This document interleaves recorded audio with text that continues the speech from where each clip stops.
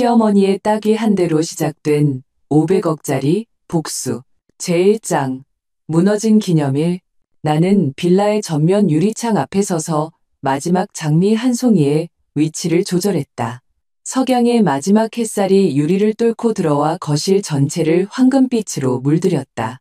결혼 3주년 기념일. 나는 이 모든 것을 직접 준비하기 위해 일부러 반차까지 냈다. 사모님, 케이크는 식탁 위에 올려두었습니다. 요청하신 대로 저당으로 만들었어요. 가사도우미 이모님이 조심스럽게 말했다. 고마워요, 이모님. 오늘은 일찍 퇴근하셔도 돼요. 나는 미소 지으며 고개를 끄덕였다. 시선은 정성껏 준비한 요리 하나하나를 훑었다. 모두 남편 강민준이 좋아하는 것들이었다. 시계가 6시를 가리키자 문 밖에서 자동차 엔진 소리가 들려왔다. 나는 심호흡을 한번 하고 새로 산 샴페인 골드 색상의 원피스를 매만졌다. 민준이 가장 좋아하는 색이었다. 문이 열렸다. 나는 환한 미소를 지으며 그를 맞았다. 여보, 결혼기념일 축하해. 내 목소리는 갑자기 뚝 끊겼다. 민준의 뒤를 따라 들어온 것은 내가 너무나도 잘 아는 그 모습이었다. 나의 시어머니 박미자 여사였다. 어머님, 어떻게 오셨어요? 나는 애써 미소를 유지하려 했지만 손가락은 저도 모르게 얽혀들었다. 민주는 지친 기색이 역력한 얼굴로 양복 재킷을 벗어 내게 건넸다. 엄마가 우리 보고 싶다고 하셔서. 마침 기념일이라 같이 저녁 먹으려고. 나는 재킷을 받아들었다. 희미하게 배냥수 냄새는 민준이 평소에 쓰던 것이 아니었지만 깊이 생각할 겨를이 없었다. 시어머니는 이미 그 날카로운 눈으로 거실 구석구석을 훑어보고 있었다. 겨우 3주년에 웬 호들갑이냐. 시어머니가 코웃음을 쳤다. 내가 내 시아버지랑 결혼 30주년에도 이렇게 유난 떨진 않았다. 나는 갑자기 위가 뒤틀리는 통증을 억지로 참으며 말했다. 어머님, 그냥 집에서 간단히 먹는 건데요. 돈 얼마 안 들었어요. 얼마 안 들긴? 시어머니는 곧장 식탁으로 걸어가 2단 케이크를 손가락으로 가리켰다. 이거 하나에 최소 50만 원은 하겠구나. 그리고 이 꽃들 좀 봐. 그녀는 장미 한 다발을 움켜쥐었다. 이틀만 지나면 시들걸. 이게 다 돈 아니냐? 어머니, 그냥 앉으세요. 민준이 소파에 앉아 관자놀이를 주무르며 말했다. 지우야, 엄마 차 한 잔 드려라. 나는 서둘러 부엌으로 향했다. 손이 미세하게 떨렸다. 분명 우리 둘만의 기념일인데 왜 이렇게 되어야만 할까. 하지만 불평할 수 없었다. 모든 서러움을 속으로 삼킬 뿐이었다. 어머님, 차 드세요. 나는 두 손으로 찻잔을 받쳐 건넸다. 시어머니는 찻잔을 받아 한 모금 마시더니 곧바로 미간을 찌푸렸다. 이렇게 뜨거운 걸 주면 어떡해?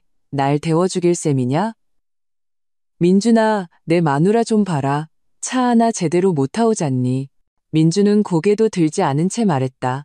지우야, 엄마는 연세가 있으셔서 너무 뜨거운 건 못 드셔. 나는 아래 십수를 깨물고 묵묵히 찻잔을 받아 찬물을 더하러 갔다. 귓가에 시어머니가 목소리를 낮춰하는 말이 들려왔다. 집꼴 좀 봐라. 온종일 집에서 하는 일이 뭐냐? 결혼 3년인데 배에 소식이 있기래. 돈 쓸 줄만 알지. 순간 눈시울이 붉어졌다. 나는 매일 9시부터 5시까지 광고회사에서 일하고 집에 와서는 살림까지 도맡아 했다. 시어머니가 말하는 어지러운 집이란 고작 해야 거실 테이블 위에 내가 읽던 잡지 몇 권이 놓여 있는 정도였다. 식사하세요. 나는 새로 탄 차를 시어머니 앞에 놓으며 조용히 말했다. 식탁에서 나는 애써 분위기를 띄우려 했다. 민준 씨, 우리 첫 데이트 기억나? 그때도 한정식 먹었었는데 밥 먹을 땐 조용히 먹어라. 말이 왜 이렇게 많아? 시어머니가 내 말을 끊고는 생선살 한 점을 발라 민준의 밥그릇에 놓아주었다. 아들, 많이 먹어.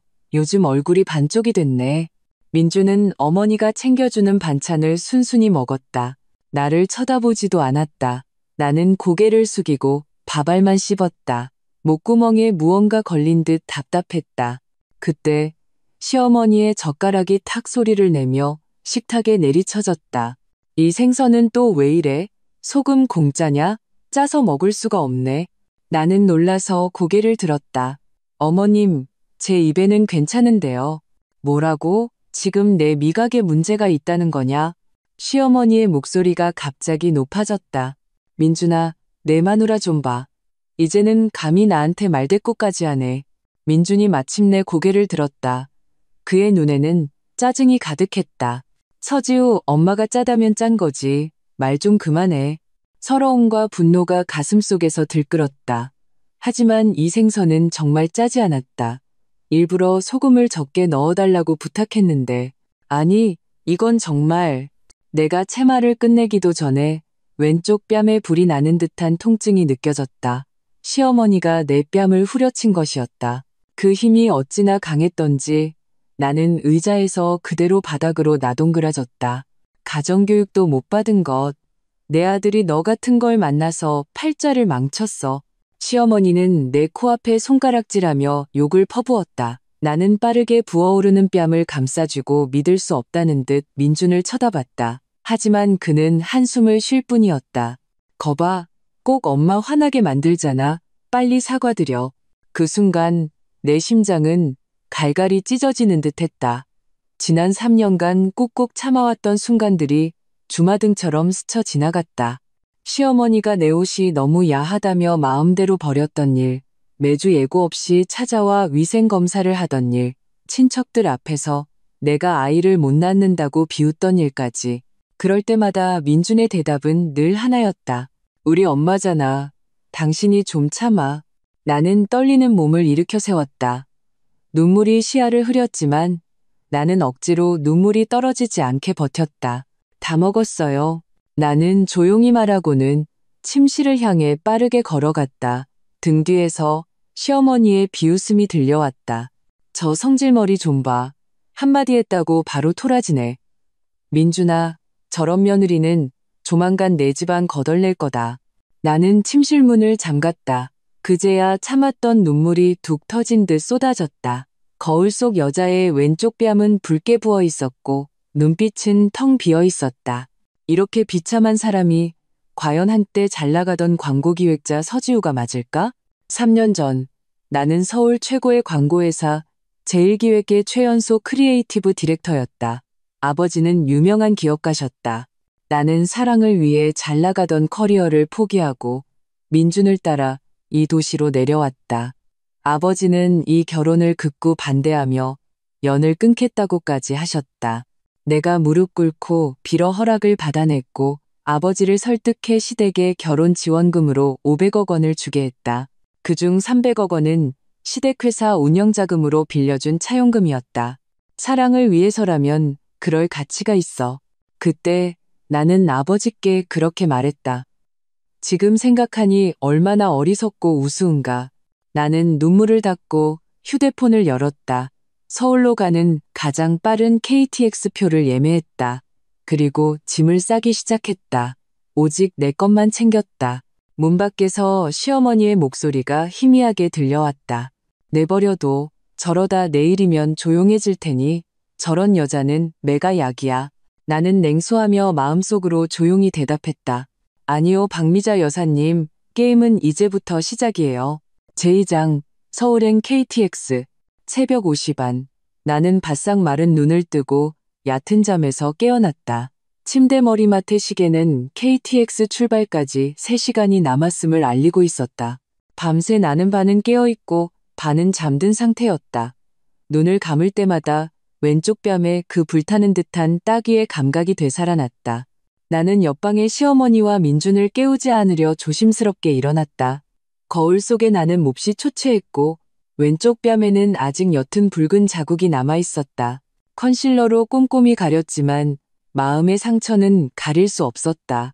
옷장에는 민준과 시어머니가 좋아하던 단정하고 보수적인 스타일의 옷들이 가득했다. 나는 자조적인 미소를 짓고 옷장 맨 아래 먼지 쌓인 여행 가방을 꺼냈다.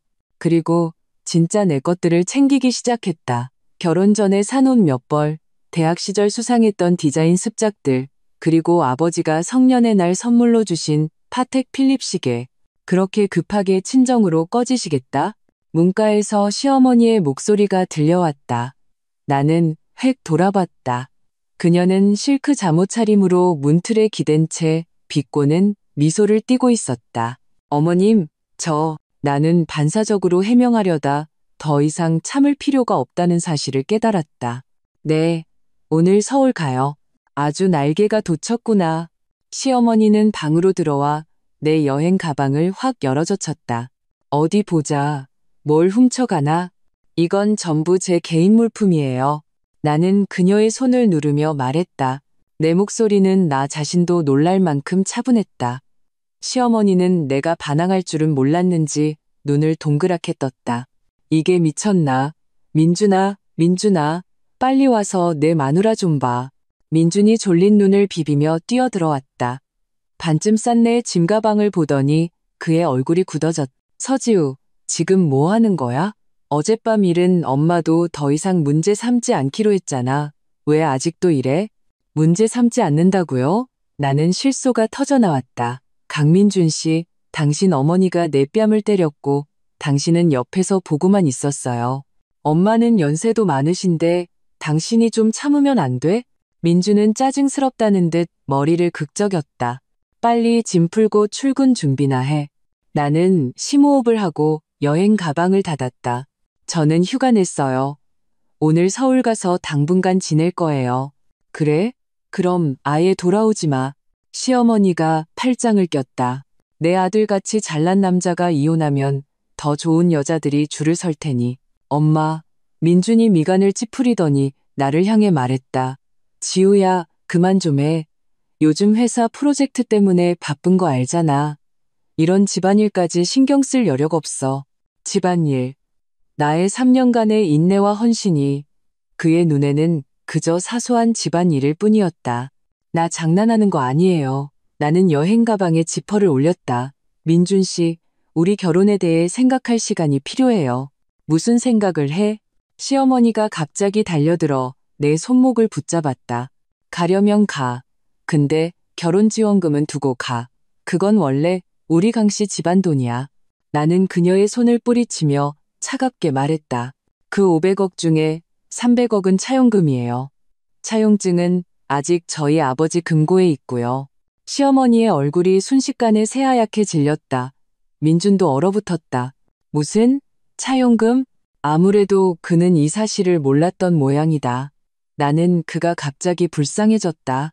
제 어머니가 이런 일까지 숨겼다니. 2019년 12월 5일 어머님께서 회사 자금 유동성을 이유로 저희 아버지께 300억을 빌려가셨죠. 연이율 8%, 3년 만기. 나는 계약서 조항을 침착하게 읊었다. 올해 12월 4일이 만기일이에요. 시어머니는 마치 꼬리를 밟힌 고양이처럼 펄쩍 뛰었다. 헛소리 마. 그건 예단이었어. 엄마, 민준이 혼란스러운 눈으로 그녀를 쳐다봤다. 도대체 어떻게 된 거야? 나는 그들 모자가 대치하는 틈을 타 여행 가방을 끌고 침실을 나섰다. 거실에는 어젯밤 미처 치우지 못한 음식 찌꺼기들이 차갑게 식어 있었다. 정성껏 골랐던 장미꽃은 이미 시들어 있었다. 이 결혼에 대한 내 희망처럼. 서지우, 너 거기 안 서? 시어머니가 날카로운 목소리로 소리치며 쫓아왔다. 네가 뭔데? 우리 강씨 집안 아니었으면 네가 뭔데? 나는 뒤도 돌아보지 않고 현관으로 향했다. 저는 린그룹의 외동딸, 홍익대 미대 수석 졸업생, 제1기획 최연소 크리에이티브 디렉터예요. 나는 돌아서서 그들 모자를 쳐다봤다. 이 타이틀 중에 강씨 집안 며느리보다 못한 게 있나요? 민주는 그 자리에 선 채 복잡한 표정을 짓고 있었다. 시어머니는 완전히 가면을 벗어던졌다. 꺼지면 영원히 돌아오지 마. 내일 당장 민준이 시켜서 이혼 소송 걸 테니까 마음대로 하세요. 나는 조용히 문을 닫고 3년간의 악몽을 그 문 뒤에 가뒀다. 택시가 KTX역으로 향하는 동안 나는 마침내 참았던 울음을 터뜨렸다. 기사님은 배려심 있게 라디오 볼륨을 높여 나만의 공간을 만들어 주었다. 휴대폰이 진동했다. 민준이었다. 나는 바로 전화를 끊고 전원을 껐다. 지금 내게 필요한 것은 그의 성의 없는 사과가 아니라 냉정한 생각이었다. KTX가 북쪽을 향해 질주했다. 창밖의 풍경이 빠르게 뒤로 물러났다. 3년 전 나도 이 열차를 타고 남쪽으로 향했었다. 내가 사랑이라 믿었던 것을 향해 부푼 마음을 안고서. 그때 민주는 플랫폼에서 99송이 장미를 들고 나를 기다렸고 사람들의 부러운 시선을 한 몸에 받았다. 그는 내게 최고의 삶을 선물하고 단 한 점의 서러움도 겪게 하지 않겠다고 했다. 얼마나 우스운가. 서울역은 여전히 인파로 붐볐다. 휴대폰을 켜자 수십 개의 안 읽은 메시지와 부재중 전화가 쏟아져 들어왔다. 대부분 민준에게서 온 것이었고 시어머니가 보낸 욕설 섞인 음성 메시지도 몇 개 있었다. 나는 듣지도 않고 모두 읽음으로 표시한 뒤 최수연에게 전화를 걸었다. 세상에, 드디어 연락했네. 야, 너 그 모자, 뭐즈? 한테 해코지라도 당한 줄 알았잖아. 수화기 너머로 들려오는 친구의 우렁찬 목소리에 코끝이 찡해졌다. 수현아, 나 서울 왔어. 30분 후 나는 강남의 한 카페에서 최수연을 만났다. 그녀는 나를 보자마자 소리쳤다. 너 얼굴이 왜 이래? 나는 무의식적으로 부기는 가라앉았지만 아직 흔적이 남은 왼쪽 뺨을 만졌다. 시어머니 작품이야. 그 미친 할망구가 감히 널 때려? 최수연이 벌떡 일어섰다. 나 지금 당장 표 끊어서 그 여자 머리채 잡으러 간다. 나는 그녀를 잡아 앉혔다. 그것보다 더 중요한 일이 있어. 네 도움이 필요해. 최수연은 내 대학 동기이자 지금은 서울에서 잘 나가는 이혼 전문 변호사다. 내가 지난 3년간 시댁에서 겪은 일을 다 듣고 난 그녀의 표정은 분노에서 경악으로 그리고 이내 심각함으로 바뀌었다. 지우야, 너 정말 바보같이 살았구나. 그녀가 내 손을 잡았다. 하지만 지금이라도 깨달았으니 다행이야. 우선 병원에 가서 상해 진단서부터 떼자. 그리고 아버지께 연락해서 그 대여금 상황을 정확히 파악해야 해. 나는 고개를 끄덕였다. 아빠는 아직 내가 온 거 몰라. 알려야지. 최수연이 단호하게 말했다. 이런 때일수록 가족의 지지가 필요해. 나는 잠시 망설이다 아버지께 전화를 걸었다. 신호음이 한참 울린 뒤에야 연결되었다. 지우냐? 아버지의 목소리는 다소 지쳐 보였다. 아빠, 저 서울 왔어요. 나는 목소리가 떨리지 않게 했었다. 저, 민준 씨랑 이혼해야 할 것 같아요. 전화기 저편에서 몇 초간 침묵이 흘렀다. 그리고 아버지가 깊은 한숨을 내쉬는 소리가 들렸다.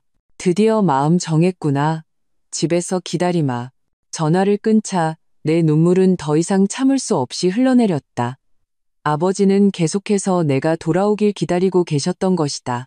제3장 반격의 서막. 최수연은 나를 그녀와 잘 아는 병원으로 데려갔다. 의사는 내 얼굴에 가벼운 타박상을 상세히 기록하고 상해 진단서를 발급해 주었다.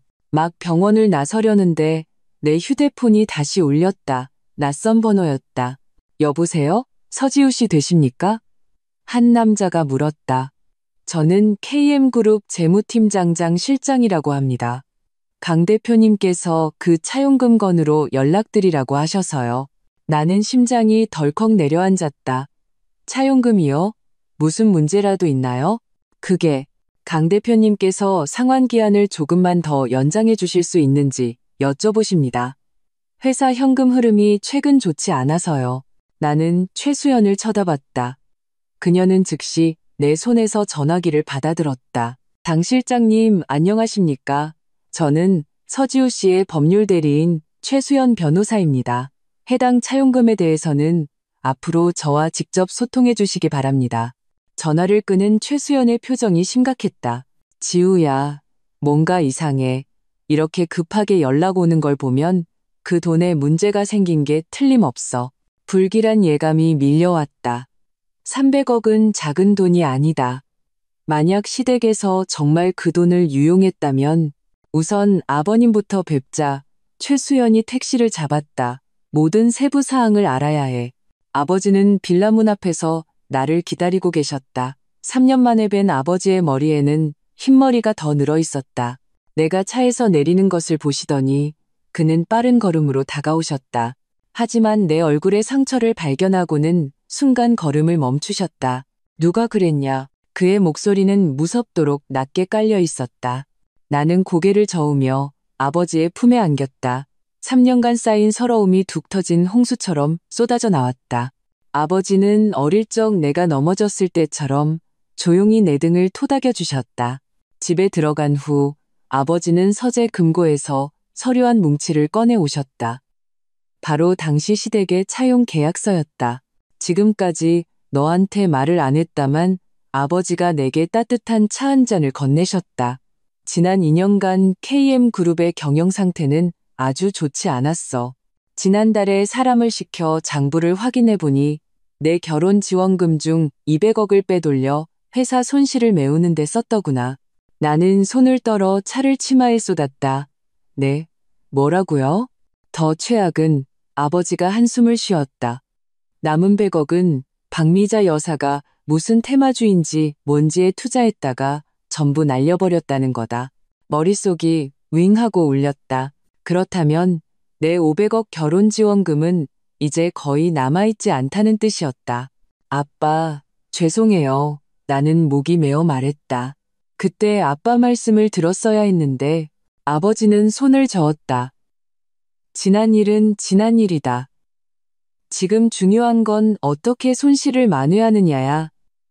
그는 최수연을 바라봤다. 최 변호사, 어떻게 보시오? 최수연은 차용계약서를 훑어보았다. 계약서는 완벽합니다. 즉시 법적 절차를 시작할 수 있습니다. 하지만 그 전에 그녀는 나를 향해 돌아섰다. 지우야, 네가 결정을 내려야 해. 이 결혼 아직 되돌리고 싶어? 나는 창밖을 바라봤다. 서울의 햇살은 눈부시게 밝았다. 3년 만에 처음으로 숨이 트이는 기분이었다. 아니요, 나는 내 목소리를 들었다. 이혼할 거예요. 그리고 제 모든 것을 되찾을 거예요. 아버지는 흡족하게 고개를 끄덕이셨고 최수연은 이미 노트북을 열고 서류를 작성하기 시작했다. 나를 위해 바쁘게 움직이는 그들의 모습을 보며 나는 문득 한 가지 진리를 깨달았다. 어떤 사람은 당신의 모든 온유함을 바칠 가치가 있지만 어떤 사람은 당신의 모든 날카로움을 받아 마땅하다는 것을. 강민준 모즈는 명백히 후자에 속했다. 제사장, 진흙탕 싸움, 300억 대여금 중 현재 장부상 남은 금액은 20억이 채 안 됩니다. 나는 컴퓨터 화면의 숫자를 뚫어지게 쳐다보며 저도 모르게 마우스를 꽉 쥐었다. 최수연이 고용한 법무회계법인의 회계사가 막 보내온 초기 조사 보고서였다. KM그룹의 재무 상태는 아버지가 파악한 것보다 훨씬 심각했다. 정확히는 18억 7,600만 원입니다. 화상회의 화면 너머 검은 뿔테 안경을 쓴 주 회계사가 안경을 고쳤었다. 게다가 이 돈은 지난주에 개인 계좌에서 급히 이체된 흔적이 있습니다. 아마도 조사를 대비한 것으로 보입니다. 옆에 앉아 계신 아버지의 얼굴은 폭풍전야처럼 어두웠다. 돈이 어디로 갔는지 추적은 됐습니까? 대부분 세 방향으로 흘러갔습니다. 주 회계사가 PPT 화면을 전환했다. 첫째, 회사 경영 손실을 메우는데 약 120억. 둘째, 소위 고수익 비상장 주식 투자. 사실상 폰지 사기였습니다. 셋째, 그는 잠시 말을 멈추고 복잡한 눈으로 나를 쳐다봤다. 약 40억 원이 박미자 여사의 개인 계좌로 유입되어 명품 및 부동산 구입에 사용되었습니다. 나는 숨을 헛들이 마셨다. 시어머니는 아들을 시켜 나를 얻고 자금을 확보했을 뿐만 아니라 자기 입속까지 챙긴 것이었다. 확실한 증거가 있습니까? 최수연이 날카롭게 물었다. 네, 이체 기록과 부동산 구매 계약서 사본이 있습니다. 주 회계사가 몇 장의 이미지를 더 띄웠다. 더 큰 문제는 KM그룹 자체가 이미 자본 잠식 상태라는 겁니다. 새로운 자금 수혈이 없다면 3개월 내에 파산할 가능성이 높습니다. 아버지가 냉소했다. 파산이라니. 그들한테는 너무 쉬운 결말이지. 회의가 끝난 후 나는 홀로 발코니에 서서 서울의 찬란한 야경을 바라봤다. 3년 전 이곳을 떠날 때 나는 꼭 성공해서 돌아오리라 다짐했었다. 이렇게 비참한 모습으로 돌아올 줄은 꿈에도 몰랐다. 휴대폰이 진동했다. 민준이었다. 오늘만 해도 벌써 17번째 부재중 전화였다. 나는 잠시 망설이다 통화 버튼을 눌렀다. 지우야, 드디어 전화 받았네. 민준의 목소리는 초조함으로 가득했다. 어디야? 엄마가 걱정하셔. 나는 실소가 터져 나올 뻔했다. 나를 걱정해? 아니면 그 300억을 걱정해? 당신 다 알고 있었군요. 전화기 저편에서 몇 초간 침묵이 흘렀다. 민준 씨, 우리 이혼해요. 나는 그의 질문을 무시하고 바로 본론으로 들어갔다. 안 돼, 지우야. 내 말 좀 들어봐. 그의 목소리가 갑자기 당황으로 물들었다. 그 돈 엄마가 잠시만 빌려 쓰는 거라고 했어. 회사 사정 나아지면 바로 갚는다고. 빌려 쓰는 거라고요? 나는 그의 말을 끊었다. 당신 어머니 개념 속에서는 뺨 한 대 때리는 것도 사랑의 손길인가 보죠? 지우야, 엄마는 그날 너무 흥분하셔서 그랬어. 이미 후회하고 계신다고. 내가 내일 바로 서울로 갈게. 우리 만나서 제대로 얘기하자. 그럴 필요 없어요. 나는 냉정하게 말했다. 변호사가 연락할 거예요. 전화를 끊자 나는 마치 몇 년간 짊어지고 있던 무거운 짐을 내려놓은 듯 긴 한숨을 내쉬었다. 최수연 말이 맞았다. 어떤 사람들은 잃어버리고 나서야 당신의 가치를 깨닫는다. 아가씨, 회장님께서 서재로 오시랍니다. 가사도우미 아주머니의 목소리가 등 뒤에서 들려왔다. 아버지의 서재에는 희미한 시가 향이 감돌았다. 그는 백발이 성성한 노신사와 대화 중이셨다. 내가 들어서자 아버지가 소개했다. 지우야, 이분은 진 교수님, 내 오랜 친구시고 지금은 한국대학교 법학전문대학원 교수로 계신다. 최고의 민상법 전문가시지. 진 교수님이 온화하게 내게 고개를 끄덕였다. 지우 양, 많이 컸구나. 얘기는 들었다. 걱정 말거라. 아저씨가 공정한 판결을 받도록 도와주마. 감사합니다, 교수님. 나는 억지로 미소를 지었다. 진 교수가 서류를 검토해봤다. 아버지가 내게 따뜻한 물 한 잔을 건네셨다. 상황이 우리가 생각한 것보다 복잡해. 강 씨 집안은 대여금을 유용했을 뿐만 아니라 장부 일부를 조작했어. 경제 범죄 혐의까지 갈 수 있다. 나는 손을 떨어 물컵을 놓칠 뻔했다. 경제, 범죄요? 그럼 민준 씨는 지금 마음 약해질 때가 아니다. 아버지가 엄하게 나를 쳐다봤다. 그들이 내 뺨을 때릴 땐 손에 자비가 없었어. 진 교수님이 노트북을 펼쳤다. 형법 제356조 업무상 횡령죄는 최고 10년 이하의 징역에 처할 수 있지. 하지만 우리의 첫 번째 목표는 자금을 회수하는 것이니 우선 민사소송부터 진행하는 게 좋겠네. 알겠습니다. 나는 고개를 끄덕였다. 제가 뭘 하면 될까요? 우선 진 교수님이 돋보기를 고쳤었다. 강 씨 집안의 자산을 동결시켜서 재산을 빼돌리지 못하게 막아야 해. 그리고 여론의 압박에 직면할 준비를 해야 한다. 여론 압박이요? 방금 주 회계사한테 연락이 왔는데 박미자 여사가 벌써부터 자기 지인들 SNS에 뜬 소문을 퍼뜨리고 있단다. 네가 불임에다 노인 학대까지 했다고 말이야. 아버지가 코웃음을 쳤다. 나는 화가 나 온몸이 부들부들 떨렸다. 흑백을 전도하고 적반하장으로 나오는 것. 그것이 바로 시어머니의 주특기였다. 진정하거라. 진 교수님이 나를 안심시켰다. 현대사회는 증거로 말하는 법. 최 변호사가 상해진단서 떼라고 하지 않았더냐? 그게 바로 반격의 무기다. 이야기를 나누는 도중 최수연이 불쑥 문을 열고 들어왔다. 큰일 났어요. 강민준 엄마 방금 지역 인터넷 언론사랑 인터뷰했대요. 내일 기사 나간다고. 진 교수님이 미간을 찌푸렸다. 무슨 내용인데? 무슨 재벌가 며느리의 실체 같은 막장 드라마 얘기요. 최수연이 눈을 흘겼다. 거기 제 친구가 일하는데 몰래 인터뷰 원고를 보내줬어요. 나는 최수연의 휴대폰을 받아들었다. 몇 줄 읽자마자 화가 나 눈앞이 캄캄해졌다. 시어머니는 인터뷰에서 나를 사치와 허영에 물들고 노인을 학대하며 아이도 못 낳는 악독한 며느리로 묘사했다. 반면 자기 자신은 온갖 고초를 겪으면서도 핍박받는 불쌍한 시어머니로 그려냈다. 너무 파렴치해요. 나는 벌떡 일어섰다. 기자회견 열어서 해명해야겠어요. 충동적으로 행동하지 마라. 진 교수님이 내 손을 눌렀다. 지금 기자회견을 열면 저들 뜻대로 되는 거야. 저쪽 기사가 발표된 후에 한 방에 끝내야 한다. 아버지가 동의하며 고개를 끄덕였다. 진 교수 말이 맞다. 지우야, 너는 내일 예전 언론사 친구들을 만나서 반격 자료를 준비해라. 최 변호사는 재산 보전 신청을 맡고 주 회계사는 계속 장부를 추적하고 나를 위해 바쁘게 움직이는 그들을 보며 나는 문득 깨달았다. 나는 혼자 싸우고 있는 것이 아니었다. 다음 날 아침 시어머니의 인터뷰는 예상대로 인터넷을 뜨겁게 달궜다. 그 인터넷 언론사는 충격 반전. 재벌가 시어머니의 눈물의 호소, 며느리가 3년간 500억 탕진하고 폭행까지라는 자극적인 제목으로 기사를 내보냈다. 눈이 퉁퉁 부은 시어머니의 사진은 영락없는 피해자처럼 보였다. 기사는 순식간에 여러 커뮤니티로 퍼져나갔고 댓글창은 비난으로 가득 찼다.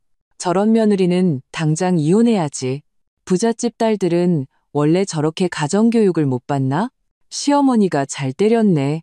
나는 역겨움을 참으며 기사를 끝까지 읽었다. 손이 떨려 휴대폰을 잡기조차 힘들었다. 최수연 말이 맞았다. 인터넷상의 폭력은 상상보다 더 무서웠다. 내 인스타그램 계정은 순식간에 악플로 도배되었고 심지어 내 직장과 주소까지 알아내려는 신상털이도 시작되었다. 준비됐어? 최수연에게서 메시지가 왔다. 계획대로 움직여. 나는 심호흡을 하고 오랫동안 연락하지 않았던 번호로 전화를 걸었다. 내 대학 동기이자 현재 유력 언론사의 사회부 팀장인 이선우였다. 2시간 후 이선우의 주선으로 나는 카메라 앞에 앉았다. 시어머니의 눈물 섞인 연기와는 달리 나는 사실로 이야기하기로 했다. 병원의 상해 진단서를 제시하고 시어머니가 나를 욕하는 녹음 파일을 재생했다. 스마트폰의 녹음 기능에 감사했다. 그리고 강씨 집안의 자금 유용에 대한 초기 증거 자료들을 공개했다. 저는 네티즌 여러분의 오해를 탓하지 않습니다. 나는 카메라를 향해 담담하게 말했다. 다만 누군가를 판단하기 전에 모든 사실을 먼저 알아주시길 바랄 뿐입니다. 인터뷰 영상은 황금 시간대에 방송되었고 효과는 즉각적이었다. 여론은 순식간에 뒤집혔다. 네티즌들은 강씨 모자를 신상털이하기 시작했다.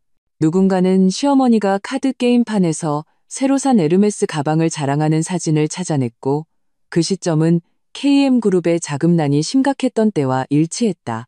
누군가는 민준이 여비서와 나눈 수상한 카카오톡 대화 내용을 폭로했다. 심지어 KM그룹의 전 직원은 회사가 어떻게 분식회계를 했는지 폭로하기까지 했다. 내 휴대폰은 온갖 언론사의 전화로 불이 나기 시작했지만 나는 하나도 받지 않았다. 최수연의 말처럼 때로는 계속 해명하는 것보다 신비감을 유지하는 것이 더 효과적일 때가 있다. 저녁 무렵 민준에게서 다시 전화가 왔다. 이번에는 그의 목소리에 뚜렷한 공포가 섞여 있었다. 서지우, 왜 이런 짓을 한 거야? 엄마가 충격받아서 입원하셨어. 그래요? 참 안 됐네요. 나는 차갑게 말했다. 내가 알도 못 낳는 암탈기라고 욕하는 녹음 파일. 주치의 선생님께 참고하시라고 보내드릴까요? 민주는 내가 이렇게 강하게 나올 줄은 몰랐던 것 같았다. 도대체 원하는 게 뭐야? 간단해요. 나는 또박또박 말했다. 첫째, 협의 이혼. 둘째, 일주일 내로 300억 차용금 상환. 셋째, 당신 어머니의 공개 사과. 꿈깨. 전화기 저편에서 갑자기 시어머니의 앙칼진 목소리가 들려왔다. 이 천하의 쌍년이 감히 날 갖고 놀아? 내가 널 가만둘 것 같아? 나는 바로 전화를 끊고 전원을 껐다. 아무래도 강씨 집안은 하드 모드를 선택한 모양이다. 그날 밤 최수연이 좋은 소식을 가져왔다. 법원이 우리의 재산 보전 신청을 승인했다는 것이다. 강씨 집안의 부동산, 차량, 그리고 은행 계좌가 모두 동결되었다. 잘했어. 아버지가 드물게 웃음을 보이셨다. 이제 다음은 그의 말은 급한 초인종 소리에 끊겼다. 가사도우미 아주머니가 허둥지둥 달려왔다. 회장님, 문 앞에 기자들이 몇 명 와서 아가씨를 인터뷰하겠다고 합니다. 나와 최수연은 서로를 쳐다봤다. 동시에 무언가를 직감하고 휴대폰을 열었다. 역시나 재벌 가구 부갈등, 서지호 반격 같은 해시태그가 실시간 검색어 1위에 올라 있었다. 내 인터뷰 영상은 조회수 2천만 회를 돌파했다. 아무래도 나는 쓴웃음을 지으며 아버지를 향해 말했다. 제가 유명인사가 된 것 같네요. 아버지가 내 어깨를 두드렸다. 기억해라. 여론은 양날의 검이다. 지금은 네가 우세하지만 언제든 뒤집힐 수 있어. 나는 고개를 끄덕였다. 이 전쟁은 이제 막 시작되었을 뿐이다. 그리고 나는 더 이상 강씨 집안에서 참고만 살던 며느리가 아니었다. 서지호 이사님, 정말 이렇게 하시겠습니까? 내 앞에 선 KM그룹의 재무팀장, 김진석 실장은 연신땀을 닦아냈다. 그의 양복 등은 이미 땀으로 흠뻑 젖어 있었다. 회의실에 모인 다른 임원들 역시 굳은 표정으로 침묵을 지키고 있었다. 네, 확고합니다. 나는 서류 한 부를 그들 앞으로 밀었다. 이건 법원의 결정서입니다. 지금부터 채무 문제가 해결될 때까지 제가 강민준 씨의 대표이사 직무를 대행하게 됩니다. 이것은 진 교수님의 제안이었다. 강 씨 집안이 채무를 상환할 능력이 없으니 차라리 회사를 직접 인수하여 경영수익으로 부채를 상계하라는 것이었다. 물론 이 제안은 강 씨 모자의 격렬한 반대에 부딪혔지만 법 앞에서는 그들도 어쩔 수 없었다. 하지만 김 실장이 말끝을 흐렸다. 회사 상황이 지금 알고 있습니다. 나는 회의실을 둘러보았다. 계좌는 동결됐고 협력업체들은 대금 지급을 독촉하고 있으며 직원들은 석 달째 월급을 받지 못했죠. 그래서 즉각적인 조치가 필요한 겁니다. 임원들은 놀란 눈으로 서로를 쳐다봤다. 내가 회사 사정을 이토록 소상히 파악하고 있을 줄은 몰랐던 것이다. 이 부장님, 나는 마케팅 부서 책임자를 향해 말했다. 내일부터 모든 신규 프로젝트를 중단하고 기존 계약 이행에만 집중해 주십시오. 왕 과장님은 주요 고객사들과 연락해서 대금 지불 조건을 재협상해 주시고요. 명확하고 구체적인 지시가 하나씩 내려졌다. 임원들의 표정은 처음에 의심에서 점차 진지하게 기록하는 모습으로 바뀌었다. 3년 전 제일기획에서 팀을 이끌었던 경험이 이 순간 빛을 발했다. 회사를 경영하는 것은 본질적으로 크리에이티브 팀을 이끄는 것과 다르지 않았다. 문제를 해결하고 목표를 달성하는 것. 회의가 끝나고 김진석 실장만이 자리에 남았다. 그는 문을 닫고 목소리를 극도로 낮췄다. 이사님, 아셔야 할 것이 있습니다. 그는 서류 가방에서 USB 하나를 꺼냈다. 이건 강 대표가 제게 파기하라고 지시했던 장부 백업 파일입니다. 아무래도 이사님께 필요할 것 같아서요. 나는 USB를 받아들었다. 심장이 빠르게 뛰었다. 왜 저를 돕는 거죠? 김 실장이 쓴웃음을 지었다. 저는 KM그룹에서 15년간 일하며 이 회사가 흥하고 망하는 것을 모두 지켜봤습니다. 강민준 대표는 경영을 전혀 모릅니다. 오직 제 어머니 말만 듣고 회사를 현금 인출기처럼 여겼죠. 그는 고개를 저었다. 저까지 저들과 함께 침몰하고 싶지는 않습니다. 임시 사무실로 돌아와 USB를 꽂았다. 그 안의 내용은 나를 경악하게 했다. 강씨 집안이 어떻게 회사 자금을 빼돌렸는지 상세히 기록되어 있었다. 시어머니가 공금으로 명품을 사고 사기성 투자에 돈을 쏟아부은 모든 이체 기록이 담겨 있었다. 더욱 충격적인 것은 민준이 몇몇 공무원과 맺은 특별한 거래 기록까지 포함되어 있었다는 점이다. 이거면 저들 간방 가기 충분하겠는데 어느새 문가에 나타난 최수연이 휘파람을 불었다. 나는 조용히 파일을 백업했다. 일단은 가지고 있자. 최후의 수단으로. 마음 약해진 거야? 최수연이 눈썹을 치켜떴다. 마음이 약해진 게 아니야. 나는 고개를 저었다. 일을 너무 막장까지 몰고 가고 싶지 않을 뿐. 그래도 한때는 사랑했던 사람이니까. 최수연이 한숨을 쉬며 화제를 돌렸다. 아, 맞다. 아버님께서 네일린 그룹 이사회에 늦지 말라고 전해달라셨어. 나는 관자놀이를 주물렀다. 아버지의 심장이 원래 좋지 않았는데 최근에 풍파로 건강이 악화되셨다. 의사는 최소 한 달간의 휴식을 권고했다. 외동딸인 내가 당연히 아버지의 이사직을 대행해야 했다. 뭔가 이상해. 나는 컴퓨터를 껐다. 강시모자가 너무 조용해. 박미자 여사 성격답지 않아. 최수연이 대답하려는 순간 내 휴대폰이 울렸다. 낯선 번호로 온 문자 메시지였다. 당신 남편의 비밀을 알고 싶나요? 오늘 밤 8시 롯데월드타워 37층 스타벅스. 나와 최수연은 서로를 쳐다봤다. 그녀가 즉시 말했다. 가지마. 함정일 거야. 하지만 중요한 단서일 수도 있잖아. 나는 망설였다. 네가 같이 가주면 안 될까? 저녁 7시 50분. 우리는 약속 장소에 미리 도착해 창가 자리를 잡았다. 최수연은 조금 떨어진 곳에서 잡지를 보는 척하며 주위를 경계했다. 정확히 8시. 야구 모자와 마스크를 쓴 작은 체구의 여성이 문을 열고 들어와 내 테이블로 직진했다. 그녀가 마스크를 벗었을 때 나는 놀라지 않을 수 없었다. 민준의 여비서 김비서였다. 이 이사님, 그녀의 목소리가 미세하게 떨렸다. 저 몰래 온 거예요. 강 대표님은 모르세요.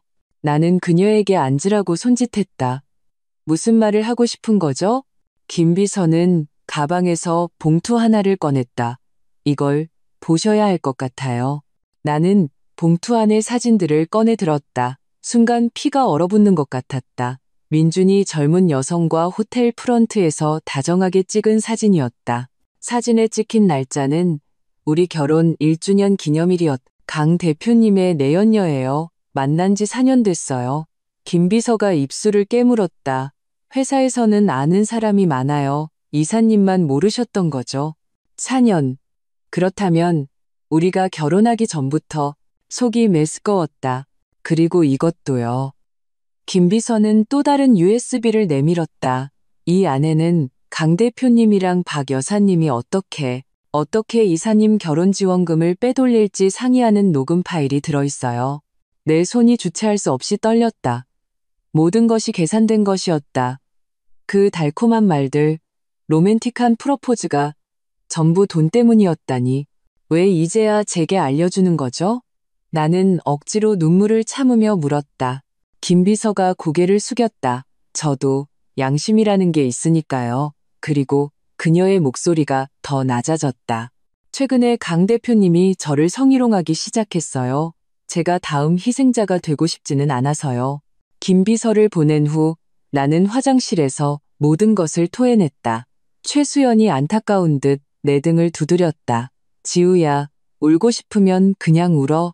나는 고개를 젓고 찬물로 세수했다. 그럴 가치도 없어. 지금부터 강민주는 내게 그냥 모르는 사람이야. 다음 날 아침 나는 억지로 정신을 차리고 링그룹 이사회에 참석했다. 아버지의 회사는 고급 상업 부동산을 주력으로 하다가 최근 몇 년간 문화산업으로 사업을 확장하고 있었다. 직무대행이사로서 나는 조용히 방청만 할 생각이었다. 하지만 한 가지 중요한 프로젝트가 논의되면서 상황이 바뀌었다. 주성 캐피탈과 협력하는 복합문화공간 프로젝트는 보류해야 한다고 봅니다.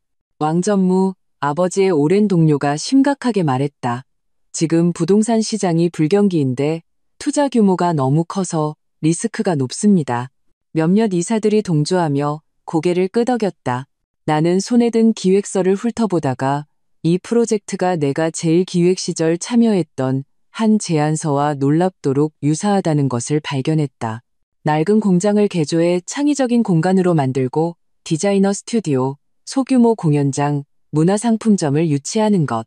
저는 반대합니다. 내가 불쑥 입을 열자 모든 시선이 내게 쏠렸다. 왕 전무가 미간을 찌푸렸다. 서이사, 이 분야는 잘 모르지 않나. 오히려 그 반대입니다. 나는 자리에서 일어나 휴대폰에 저장해둔 예전 파일을 띄웠다. 2년 전 제가 제1기획에서 거의 동일한 제안을 진행한 적이 있습니다. 당시 조사 결과에 따르면 나는 타겟 고객층, 수익 모델, 리스크 관리에 대해 상세히 분석했다. 회의실은 점차 조용해졌다. 하지만 작은 문제가 재무 담당 이사가 망설였다. 주성 캐피탈이 투자금의 60%를 부담하겠다는 건 전문기관이 이 시장을 긍정적으로 본다는 증거입니다. 나는 조목조목 반박했다. 게다가 이 프로젝트는 그룹의 이미지를 제고하고 주변 부동산 가치를 동반 상승시킬 수 있습니다. 토론은 1시간 동안 계속되었고 최종 투표에서 내 의견이 근소한 차이로 통과되었다. 회의가 끝나자 왕 전무가 내 어깨를 두드렸다. 린 회장님이 자식 농사 하나는 잘 지으셨군.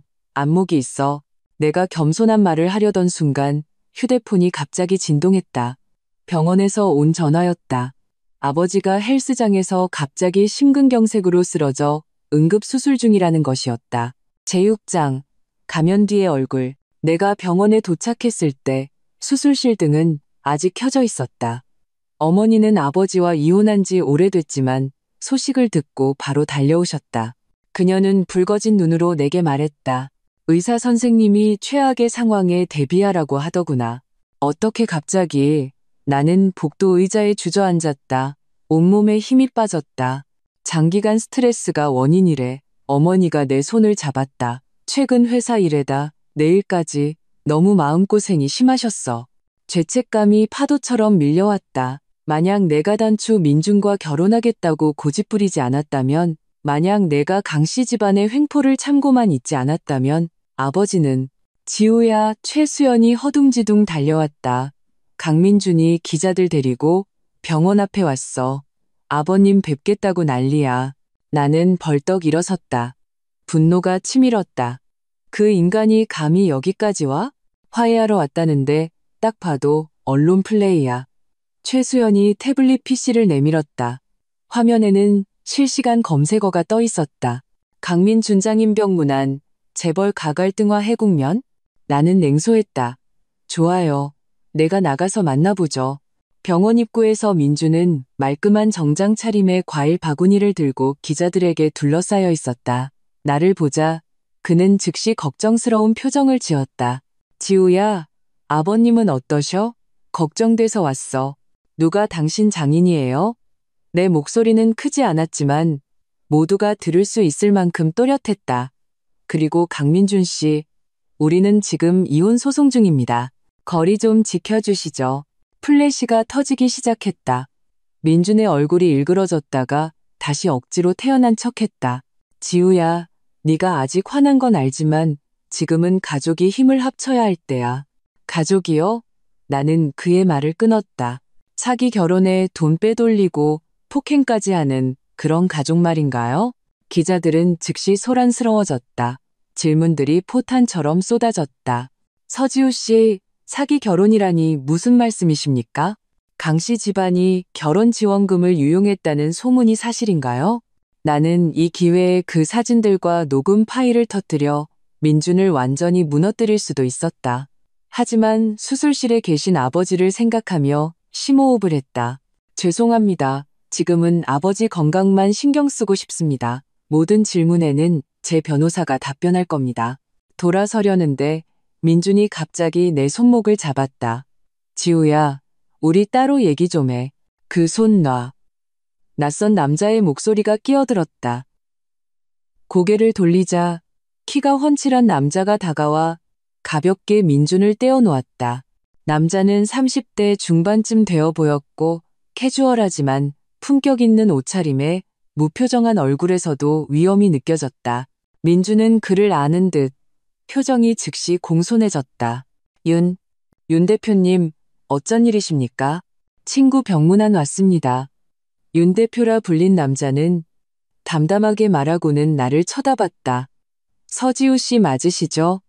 윤태준이라고 합니다. 아버님 친구입니다. 수술은 어떻게 되어가고 있습니까? 나는 그제야 아버지가 언급했던 이름을 떠올렸다. 주성 캐피탈의 창업자이자 복합문화공간 프로젝트의 파트너. 아직 진행 중입니다. 나는 겨우 대답하며 민준을 경계했다. 윤태준은 민준을 향해 나가달라는 뜻을 분명히 했다. 강 대표님, 여긴 당신을 환영하지 않습니다.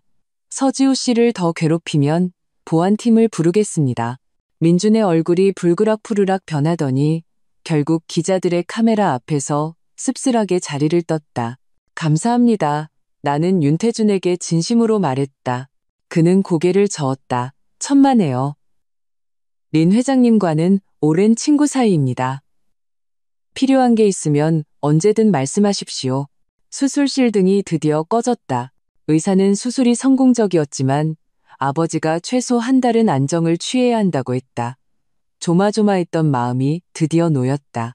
하지만 동시에 나는 엄중한 문제에 직면했다.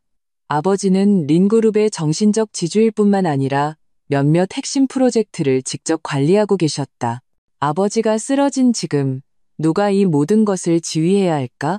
제7장 덫을 놓다. 그날 오후 긴급 이사회에서 내가 임시회장직을 맡기로 결정되었다. 회의실을 나설 때 비서가 한 남성분이 로비에서 나를 기다리고 있다고 전했다. 윤태준이었다. 축하합니다. 서 회장님. 축하할 일도 아니에요. 위기 상황에 떠맡은 것뿐이죠. 나는 쓴웃음을 지었다. 이사회에서 하신 발언 기록을 봤습니다. 아주 통찰력이 있더군요. 그가 내게 서류 하나를 건넸다. 복합문화공간 프로젝트 보충 자료입니다.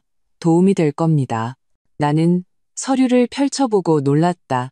상세한 시장 분석뿐만 아니라 내 기존 관점에 대한 보완과 발전 방향까지 제시되어 있었다.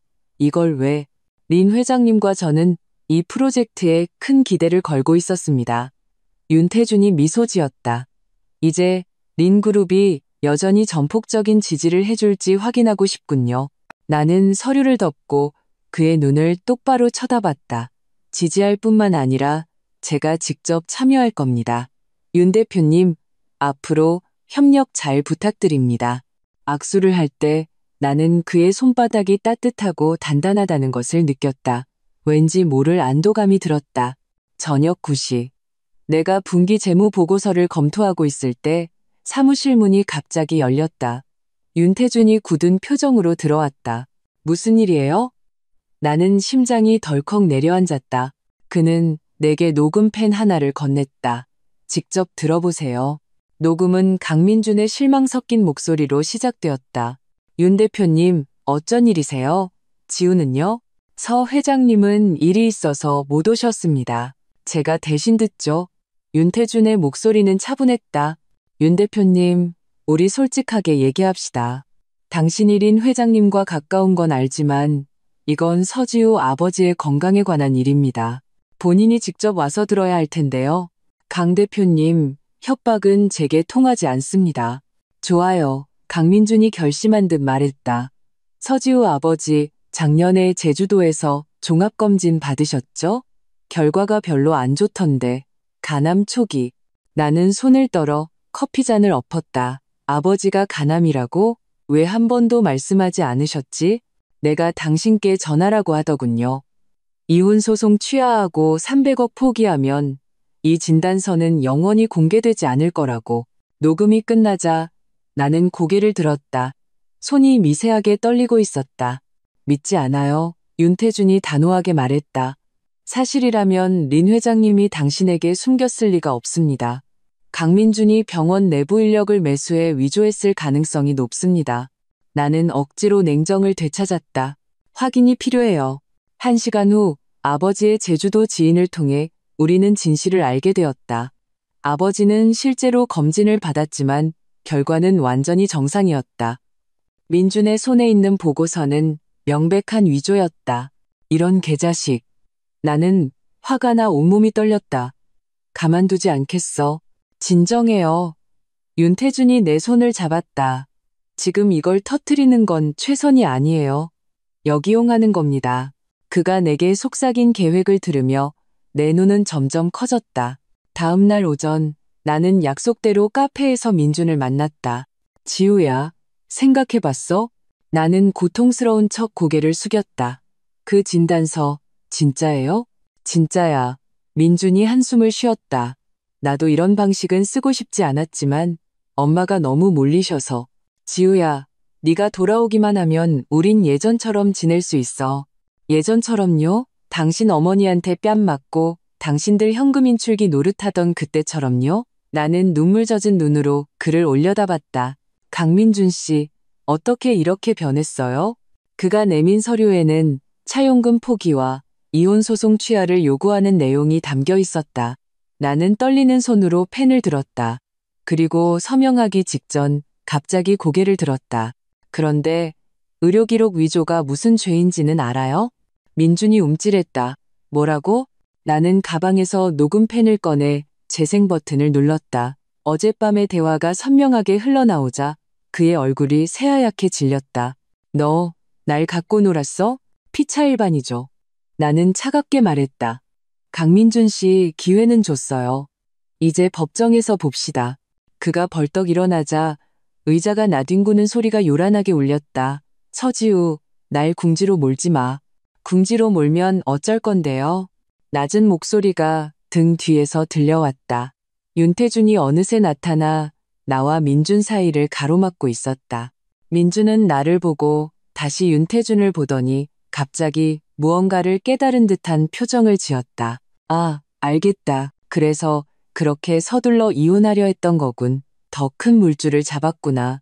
윤 대표님, 당신은 알아요? 이 여자가 침대에서는 송장 같은 거. 내가 반응하기도 전에 윤태준의 주먹이 민준의 얼굴에 날아갔다. 그 주먹은 여성을 존중하라고 가르쳐주는 거다. 민준은 얼굴을 감싸쥐고 비틀거리며 카페를 뛰쳐나갔다. 너희들 두고 봐. 제8장 최후의 발악. 그날 오후 인터넷에 갑자기 사진 몇 장이 퍼졌다. 나와 윤태준이 계약식에서 악수하는 모습이 악의적으로 편집되어 마치 포옹하는 것처럼 보였고 함께 차를 탄 사진에는 재벌가 며느리, 불륜 현장 포착이라는 자극적인 문구가 붙어 있었다. 심지어 위조된 호텔 투숙 기록까지 나돌았다. 최수연은 즉시 언론사에 연락해 해명했지만 소문은 걷잡을 수 없이 퍼져나갔다. 더 최악인 것은 강씨 집안이 이 기회에 내가 혼인 중 부정행위를 저질렀다며 재산 분할을 다시 요구하는 새로운 증거를 법원에 제출했다는 것이다. 파렴치한 놈들. 최수연이 분노로 책상을 내리쳤다. 나는 오히려 이상할 정도로 침착했다. 사진 감정은 가능해? 가능하지만 시간이 걸려. 문제는 여론이 이미 형성돼서 너와 린그룹에 모두 불리하다는 거야. 그때 윤태준이 사무실로 들어왔다. 방금 법원에 다녀오는 길입니다. 그는 심각한 표정으로 말했다. 강씨 집안은 그 가짜 사진들을 제출했을 뿐만 아니라 우리가 공모해서 KM그룹의 자산을 횡령했다고 주장하고 있습니다. 나는 쓴웃음을 지었다. 적반하장도 유분수지. 그뿐만이 아닙니다. 윤태준의 표정이 더욱 굳어졌다. 박미자 여사가 린그룹의 소액주주 몇 명과 접촉해 지분 인수를 시도하고 있다는 정보가 들어왔습니다. 나는 심장이 덜컥 내려앉았다.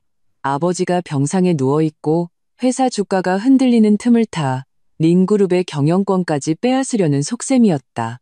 즉시 반격해야 해요. 나는 일어섰다. 수연아, 기자회견 준비해. 윤 대표님, 믿을 만한 사설 탐정을 고용해서 강씨 집안의 일거수일투족을 알아봐 주세요. 윤태준이 고개를 끄덕이다가 갑자기 물었다. 당신 비서는 믿을 만합니까? 나는 움찔했다. 제 비서요? 아버지 때부터 5년을 같이 일한 사람인데 방금 그가 복도에서 통화하는 걸 봤습니다. 강 대표님, 사진 같은 단어를 언급하더군요. 우연일 수도 있지만 조심하는 게 좋겠습니다. 나는 최근 며칠간 비서의 이상한 행동들을 떠올렸다. 자꾸만 사무실 밖으로 나가려 하고 화장실에 자주 가고 내 일정에 유독 관심을 보였던 것들. 등골에 식은땀이 흘렀다. 일단 모른 척하세요. 윤태준이 내 생각을 읽은 듯 말했다. 역이용하는 게 더 좋을 수 있습니다.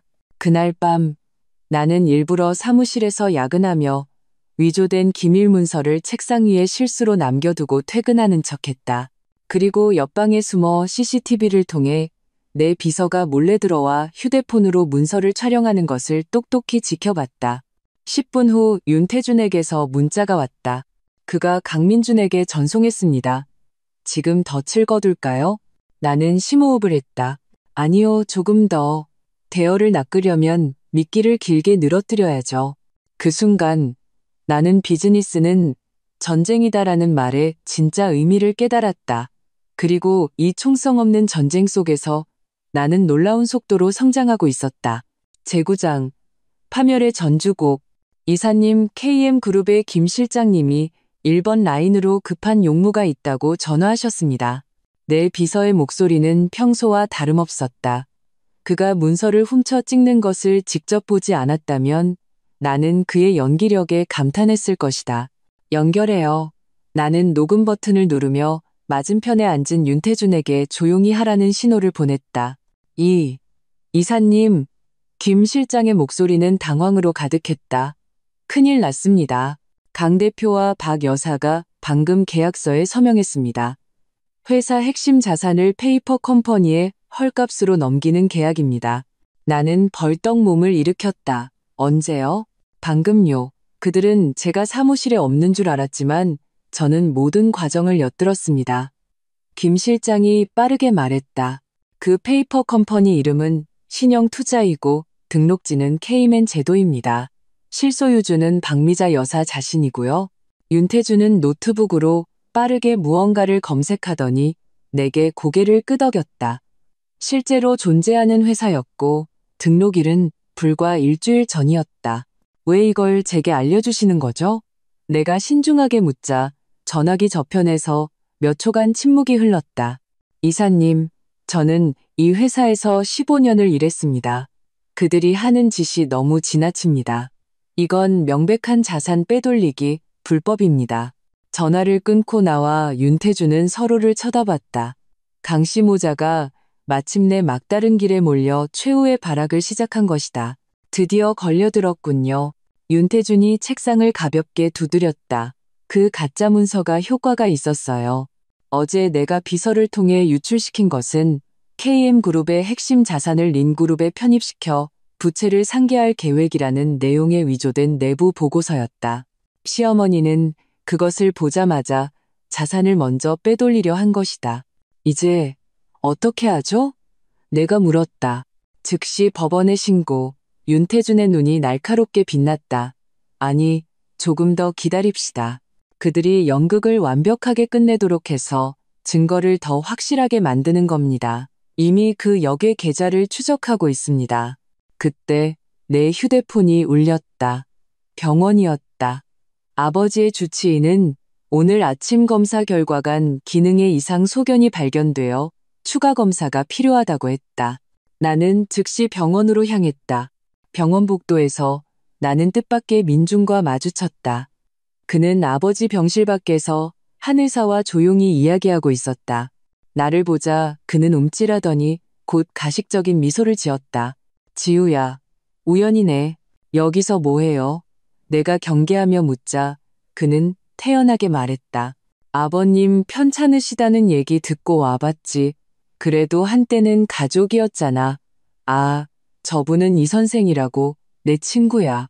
아버님 특별히 잘 봐달라고 부탁했어. 나는 그 의사가 서둘러 자리를 뜨는 뒷모습을 보며 불길한 예감을 느꼈다. 강민준 씨, 나는 억지로 평정을 유지했다. 의료 기록 위조하고 회사 자산 빼돌리고 정말 법이 무섭지 않아요? 그의 표정이 순간 변했다. 너 무슨 소리야? 신영투자, 케이맨 제도. 나는 또박또박 말했다. 더 말해줄까요? 민준의 얼굴이 새하얗게 질렸다. 그가 갑자기 내 손목을 낚아챘다. 지우야, 내 말 좀 들어봐. 그 손 놔. 윤태준의 목소리가 등 뒤에서 들려왔다. 민준은 윤태준을 보고 다시 나를 보더니 갑자기 차갑게 웃었다. 좋아, 둘이 아주 작당을 했구나.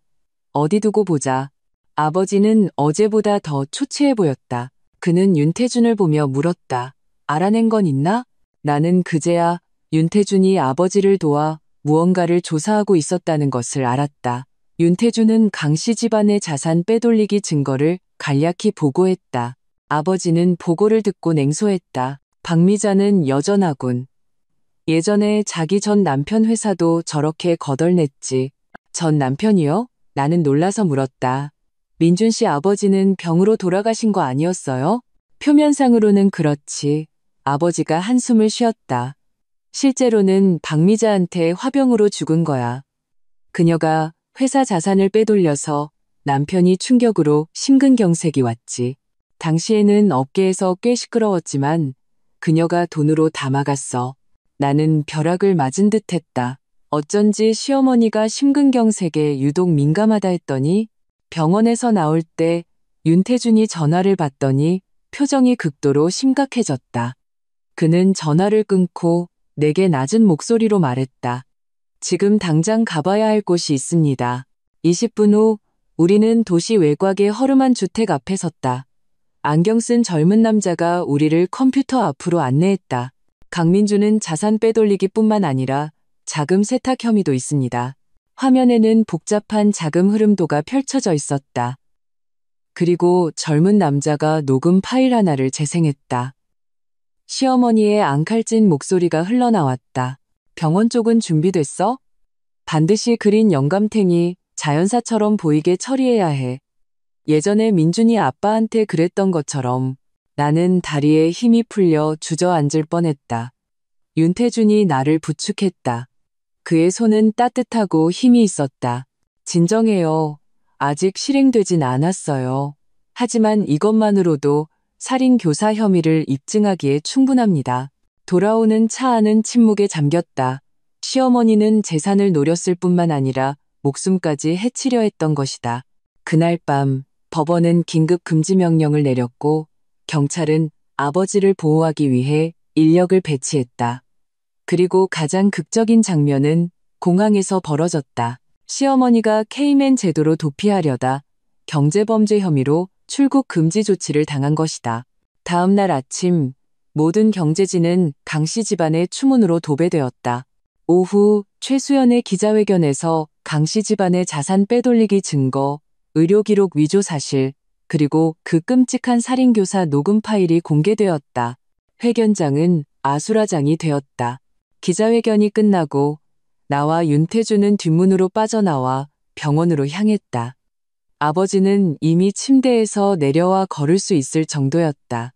뉴스를 보신 아버지는 걱정스러운 눈으로 말씀하셨다. 지우야, 일이 너무 커졌다. 박미자는 만만한 여자가 아니야. 반드시 반격해 올 거다. 알아요, 아버지. 하지만 우리에겐 충분한 증거가 있어요. 그때 윤태준의 휴대폰이 울렸다. 그는 복도에 나가 통화를 하고 돌아오더니 극도로 굳은 표정으로 말했다. 강민준이 병원 옥상에서 뛰어내리겠다고 합니다. 제10장 벼랑 끝의 쇼. 뭐라고요? 나와 아버지는 동시에 경악했다. 경찰과 소방관이 이미 출동했습니다. 윤태준이 빠르게 말했다. 지금 인터넷으로 생중계하고 있어요.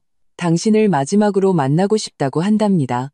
나는 떨리는 손으로 휴대폰을 열었다. 예상대로 여러 플랫폼에서 재벌 2세 투신 소동이라는 제목으로 생중계가 진행되고 있었다. 화면 속 민주는 남루한 옷차림으로 옥상 난간에 서서 내가 바람을 피우고 외부 세력과 결탁해 가산을 탕진했으며 어머니를 죽음으로 몰아넣었다고 눈물로 호소하고 있었다. 댓글창은 혼돈 그 자체였다. 제가 가볼게요. 나는 일어섰다. 위험해. 아버지와 윤태준이 동시에 외쳤다. 제가 가지 않으면 그가 정말 뛰어내릴지도 몰라요. 그럼 전 평생 죄책감 속에 살게 될 거예요. 나는 단호하게 말했다. 그리고 그를 내려오게 할 방법이 있어요. 옥상 입구에서 경찰이 나를 막았다. 서지우 씨, 용의자의 감정이 극도로 불안정합니다. 접근하지 마십시오. 확성기 하나만 주세요. 나는 안전거리를 유지한 채 확성기로 민준을 향해 외쳤다. 강민준 씨, 나왔어요. 할 얘기 있으면 내려와서 해요. 어리석은 짓 하지 마요. 그는 나를 보자 감정이 더욱 격해졌다. 지우야, 드디어 왔구나. 내가 잘못했어. 제발 한 번만 더 기회를 줘. 우선 내려와요. 우리 차분히 얘기해요. 싫어. 당신이 재결합하겠다고 약속하면 내려갈 거야. 그가 히스테릭하게 소리쳤다. 그렇지 않으면 여기서 뛰어내려서 온 세상 사람들이 당신이 날 죽음으로 몰아넣었다는 걸 알게 할 거야. 나는 그 순간 그의 진면목을 똑똑히 보았다. 죽는 순간까지 협박과 갈취를 일삼는 인간. 나는 심호흡을 하고 비장의 카드를 꺼내기로 결심했다. 강민준 씨, 신용투자 계좌가 동결된 건 알아요? 나는 냉정하게 물었다. 당신 스위스 은행 비밀 계좌까지 포함해서요. 그가 움찔했다. 너 무슨 소리야? 당신 어머니가 모든 돈을 자기 명의로 옮겼어요. 당신한테는 한 푼도 남겨두지 않았다고요. 못 믿겠으면 지금 휴대폰으로 확인해봐요. 민주는 허둥지둥 휴대폰을 꺼내 확인하더니 얼굴이 새하얗게 질렸다. 불가능해, 엄마가. 그건 우리 둘 돈이라고 했는데 당신을 속인 거예요. 나는 승기를 잡고 몰아붙였다. 이제 그분은 자기 몸 하나 건사하기도 힘들어요. 그런데도 당신은 그분을 위해 희생할 건가요? 민준의 표정은 광기에서 혼란으로 그리고 분노로 바뀌었다.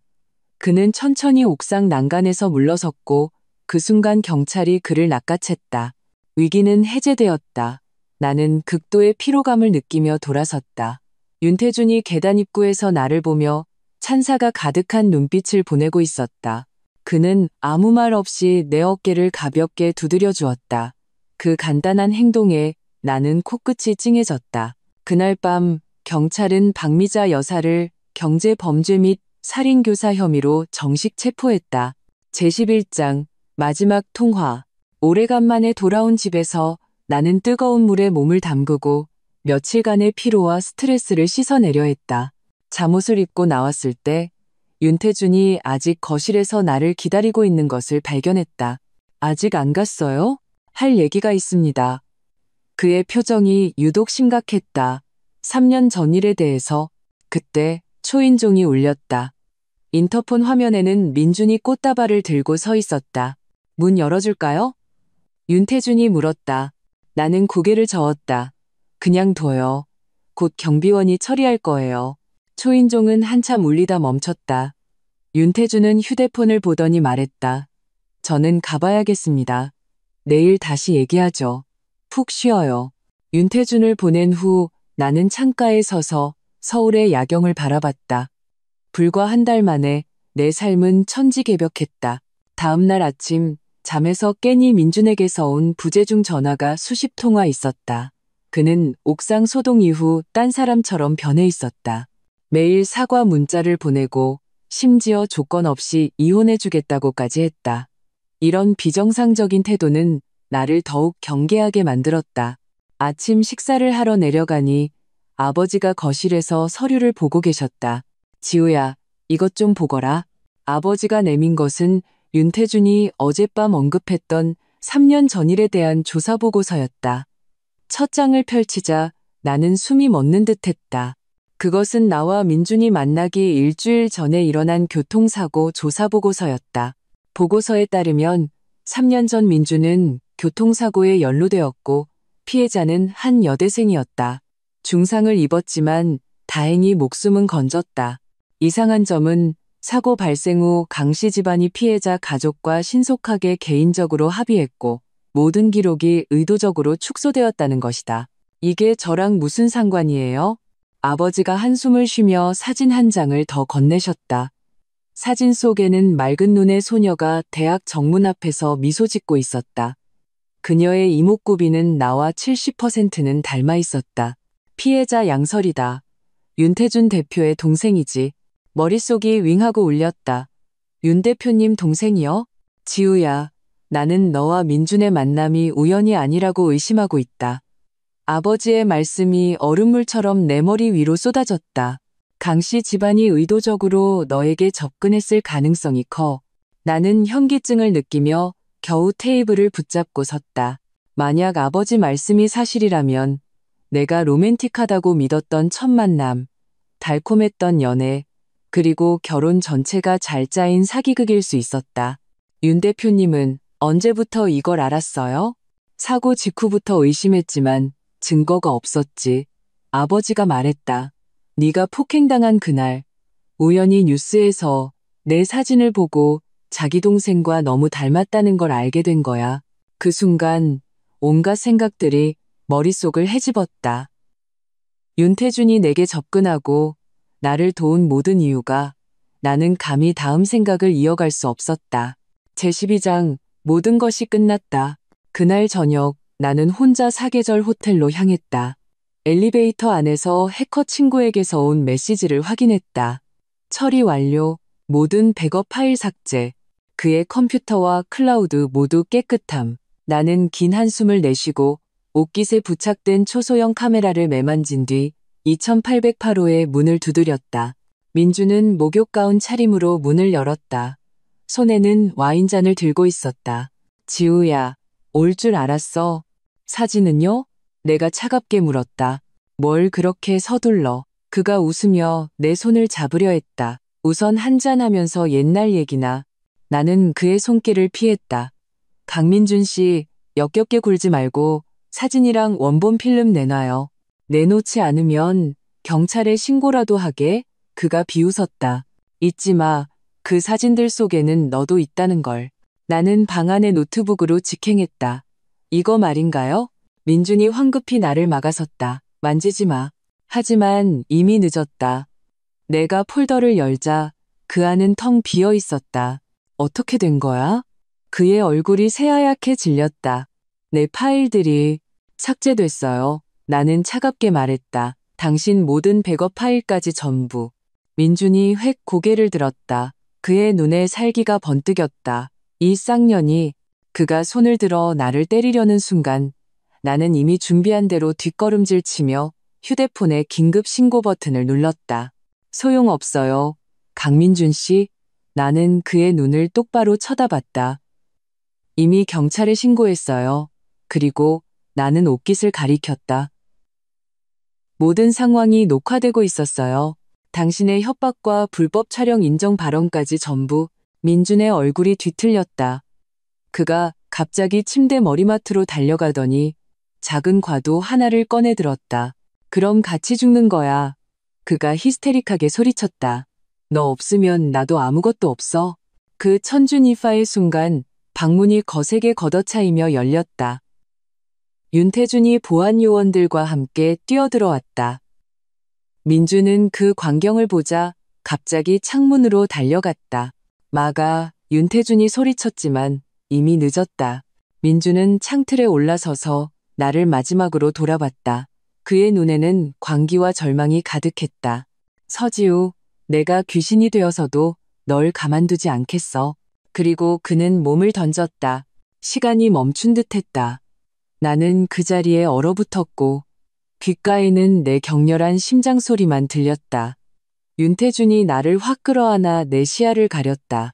하지만 나는 창밖으로 민준의 몸이 끊어진 연처럼 추락하여 어둠 속으로 사라지는 것을 보고야 말았다. 경찰 사이렌 소리가 멀리서부터 가까워졌다. 호텔은 아수라장이 되었다. 나는 경찰서에서 조사를 받았고 윤태준은 내내 곁을 지켰다. 새벽 2시가 되어서야 우리는 풀려날 수 있었다. 내가 호텔에 있는 건 어떻게 알았어요? 경찰서를 나서며 나는 마침내 물었다. 윤태준이 한숨을 쉬었다. 양설 씨가 알려줬어요. 당신이 위험할까봐 걱정하더군요. 지우 씨, 너무 무모했어요. 밤바람이 나의 마지막 강인함을 흩어놓았다. 눈물이 마침내 터져나왔다. 윤태준은 조용히 나를 품에 안았고 내 눈물이 그의 셔츠를 적시도록 내버려 두었다. 끝났어요. 그가 낮은 목소리로 말했다. 모든 게 끝났어요. 그렇다. 끝났다. 민준의 죽음으로 이 막장 드라마는 마침표를 찍었다. 하지만 나는 알았다. 어떤 상처는 평생을 가야 아물지도 모른다는 것을. 에필로그, 새로운 시작. 1년 후 복합문화공간 디자이너 인큐베이팅 플랫폼 개관 1주년 기념식에서 나는 무대 위에 서서 객석을 가득 메운 관중을 바라보았다. 감회가 새로웠다. 1년 전 우리는 꿈을 안고 출발했습니다. 내 목소리가 행사장에 선명하게 울려 퍼졌다. 오늘 저는 이 플랫폼이 배출한 일기 디자이너 중 3명이 국제적인 상을 수상했다는 영광스러운 소식을 전합니다. 우레와 같은 박수와 플래시가 터졌다. 나는 미소 지으며 말을 이었다. 내면은 더없이 평온했다. 지난 1년간 나는 실패한 재벌가 며느리에서 벗어나 나 자신의 가치와 정체성을 되찾았다. 마지막으로 주성 캐피탈의 지원에 특별히 감사드립니다.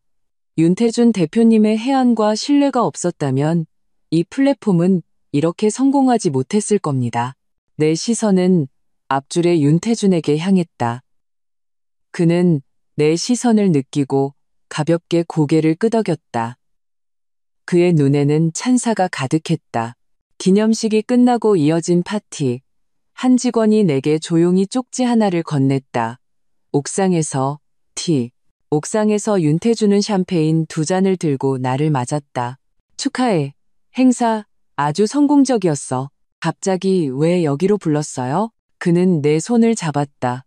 지우 씨, 당신이 다시 일어서서 빛나는 모습을 보는 것이 지난 1년간 나의 가장 큰 행복이었어요. 나에게 기회를 주겠어요? 진정한 사랑은 희생이나 상처가 아니라 서로를 성장시키는 것이라는 걸 증명할 기회를요. 그는 주머니에서 작은 상자를 꺼내 무릎을 꿇었다. 상자 안에는 반지가 아닌 열쇠 하나가 들어있었다. 이건 내가 제주도에 사둔 집 열쇠예요. 그의 눈에 다정한 미소가 어렸다. 당신에게 시간이 필요하다는 걸 알아요. 그래서 서두르지 않을게요. 이 열쇠는 언제든 유효해요. 당신이 쉬고 싶을 때 혹은 새로운 삶을 시작하고 싶을 때 나는 열쇠를 받았다. 마음속에서 따뜻한 기류가 흘렀다. 고마워요. 고맙다는 말 대신 당신 마음을 말해줘요. 당신 마음속에 내가 있나요? 나는 내 인생을 바꾼 이 남자를 바라보며 마침내 내 마음을 깨달았다. 네, 나는 내 목소리를 들었다. 항상 있었어요. 윤태준의 눈이 순간 환하게 빛났다. 그는 조심스럽게 내 허리를 감쌌다. 나는 까치발을 들어 그의 입술에 키스했다. 그의 입술은 따뜻하고 부드러웠다. 그 키스는 약속처럼 다정했다. 한 가지 조건이 있어요. 내가 장난스럽게 말했다. 1년만 시간을 줘요. 제 디자인 컬렉션을 완성해서 진짜 디자이너로서 확고히 자리를 잡고 싶어요. 그런 다음에 다른 걸 생각할래요. 윤태준의 미소가 더욱 환해졌다. 2년도 좋아요. 내 인내심은 충분하니까. 우리는 서로를 보며 웃었다. 어느새 깍지 낀 두 손. 멀리 서울의 야경이 마치 지상에 내려온 무수한 별들처럼 반짝였다. 그리고 나와 윤태주는 이 광활한 인파 속에서 마침내 서로를 찾아냈다. 2년 후 우리의 딸이 태어났다. 이름은 윤세봄.